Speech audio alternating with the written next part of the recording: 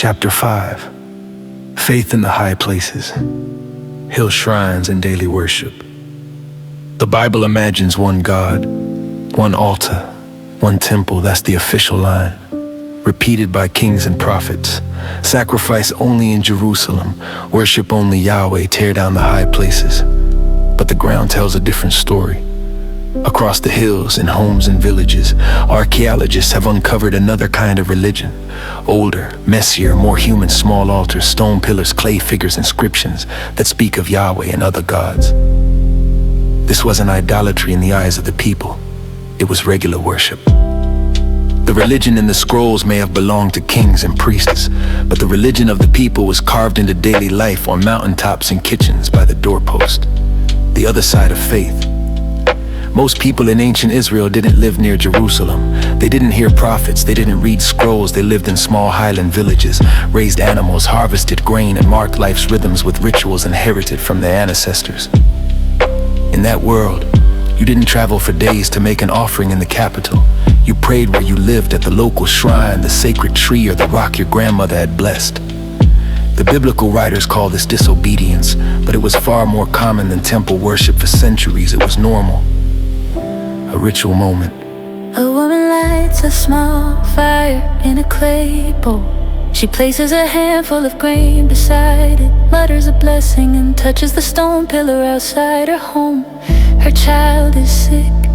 She doesn't need theology, she needs help behind her. The hills rise under a sky she shares with Yahweh and maybe others too. This is faith in the margins, personal, practical, alive. What the archaeology shows. Excavations at dozens of village sites have uncovered the markers of everyday ritual. Four-horned altars used for incense or offerings, standing stones, upright markers near sacred spaces, clay female figurines often associated with fertility, household shrines with niches and offering vessels. More revealing are inscriptions that pair Yahweh with another name, Asherah. At Kirbet el-Kam, a 7th century tomb bears this line: "Blessed be Uriah by Yahweh and by his Asherah." At Kuntilat Adra, the desert outpost, we read Yahweh of Samaria and his Asherah. These aren't fringe cults, they reflect common belief. Asherah beside Yahweh. The Bible condemns Asherah poles and warns against her worship, but the archaeological record shows something else. Yahweh and Asherah were worshipped together in many places. Who was Asherah?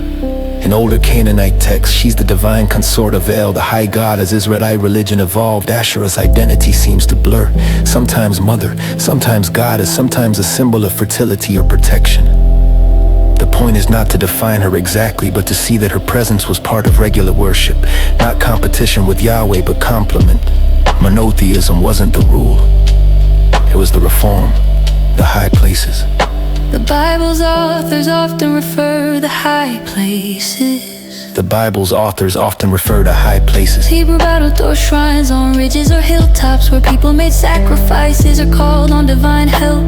These sites were everywhere. Some had altars or stones, some used trees or wooden poles. Many were connected to local geography, a mountain pass, a spring, a field boundary. The kings of Judah are judged harshly for failing to remove them. Even good kings like Asa or Jehoshaphat get scolded in the text, but the high places were not taken away. That complaint isn't just about religion, it's about control. The high places survived because they were woven into the land. People trusted what was near, what had worked for generations. That wasn't idolatry, it was memory made sacred. Household religion.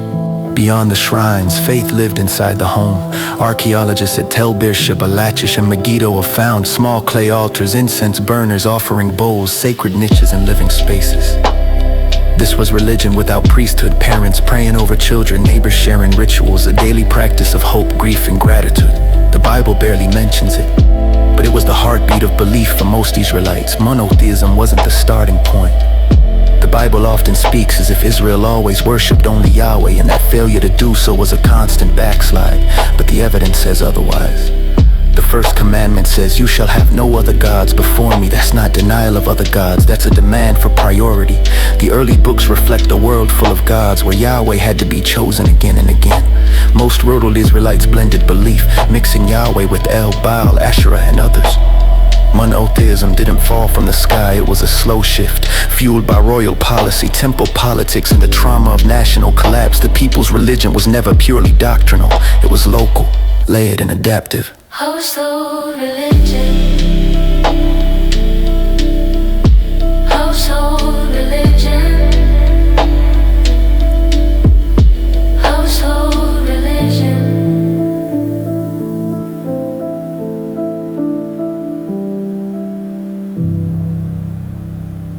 Around 62 BC, the campaign against local faith.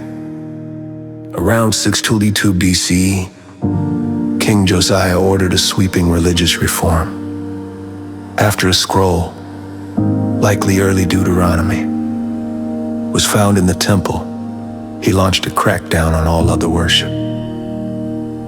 Destroyed hill shrines, tore down Asherah poles, burned altars outside Jerusalem, smashed standing stones.